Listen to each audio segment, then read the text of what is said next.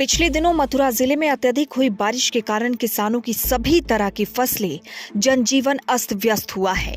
पानी के कारण किसान की सभी तरह की फसलें बर्बाद हो गई। बारिश के सबसे ज्यादा प्रभावित हुआ मथुरा जिले का छाता विधानसभा क्षेत्र, जहां सबसे अधिक नुकसान फसलों का हुआ। छाता विधान क्षेत्र में किसानों की फसलों में हुए भारी नुकसान को देखते हुए सरकार से उचित भरपाई और मुआवजा दिलाए जाने को लेकर कांग्रेस नेता उमेश पंडित द्वारा आज छाता में एक होटल पर प्रेस वार्ता आयोजित की गई। वहीं प्रेस वार्ता के दौरान कांग्रेस नेता उमेश पंडित ने कहा कि वर्तमान सरकार की प्राथमिकता में सबसे पहले काम किसानों को हुए भारी नुकसान को लेकर करना चाहिए। अगर हमारी सरकार होती तो किसानों को उचित राहत जल्द से जल्द प्रदान की जाती। उन्होंने कहा कि आज बड़ा दुर्भाग्य का दिन है। किसान के सामने उद्योगपतियों को सरकार कर्ज देकर खुला घूमने देती है। किसान पर जो छोटा मोटा कर्ज बैंकों का होता है, ये भारतीय जनता पार्टी की सरकार उनको पकड़वाकर हवालात में बंद कर देती है। उनकी भैंस और ट्रैक्टर तक खोल देती है। अब अत्याचार बहुत बढ़ गया है। निश्चित तौर पर सरकार भी बदलेगी। इस क्षेत्र में किसान का सबसे बड़ा आय स्रोत खेती है। मानसून के आने से पूर्व सरकार द्वारा किसी भी प्रकार की व्यवस्था नहीं की जाती। आज के दौर में मुआवजे के बहुत लंबी प्रक्रिया सरकार ने बना रखी है। अब किसान दर दर भटकेंगे। यहाँ कागज लगाओ, वहाँ लगाओ, पटवारी पेंशन करेंगे।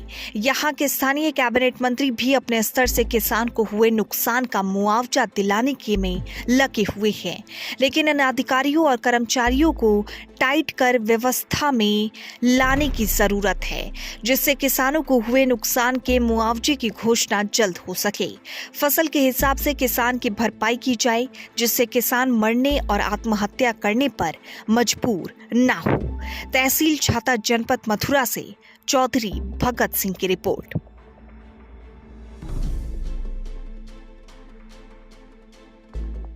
बरसात की वजह से हमारा जो ब्रज क्षेत्र है, खास तौर से छाता विधानसभा और मथुरा डिस्ट्रिक्ट में, और बहुत बड़ी बारिश हुई है, जिससे किसान की जो फसल है उसमें बहुत बड़ा नुकसान है। यहाँ आय का सबसे बड़ा स्रोत किसान का खेती है। धान में भी बहुत बड़ा नुकसान है, धान भी डूब गए हैं, जबकि धान के लिए बहुत आवश्यकता होती थी पानी की। और जितने रजवाएँ हैं वो सब रजवाओं का बुरा हाल है। सरकार को जब ये चीज़ थी, सरकार के अधिकारियों को, उन्हें ये पता था, पहले अलाउंस भी होता है कि साहब मानसून आने वाला है, मानसून है, तो इनको व्यवस्था करनी चाहिए थी। उसका क्या होगा, अब किसान दर दर भटकेगा। पटवारी बात करेंगे, अब वहाँ कागज़ बनवाओ, उसको मुआवजा इतना दिया जाए, इतना नहीं दिया जाए। वैसे जो इतना बड़ा जो नुकसान हुआ है, इसकी भरपाई नहीं की जा सकती।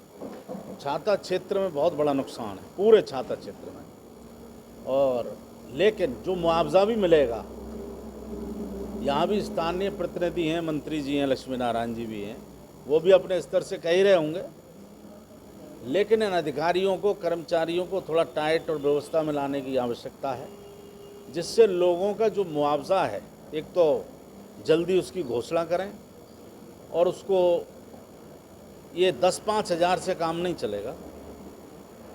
जो फसल के हिसाब से उसका मुआवजा इस तरीके से दिया जाए जिससे किसान मरने पर, आत्महत्या करने पर मजबूर ना हो। ये मेरा विषय था आपसे बात करने का। आप यहाँ फील्ड में आए हो तो आपने खेतों पे जाकर देखा कि कितना % नुकसान? मैं गांव का ही आदमी हूँ, मेरे खुद ही खेत हैं, सब खेत डूबे पड़े हैं और सब खेत देख लिए। अब मैं यहाँ फ़ोटो बना के लाता तो कोई फ़ायदा नहीं। आप भी जानते हो, आप भी गांव के आदमी हो। बहुत नुकसान है, बहुत भयंकर नुकसान है, और प्रशासन को इस पर त्वरित कार्रवाई करते हुए लोगों को मुआवजा दिलाने का काम करना चाहिए, जिससे लोग अपने खुशहाल रह सकें।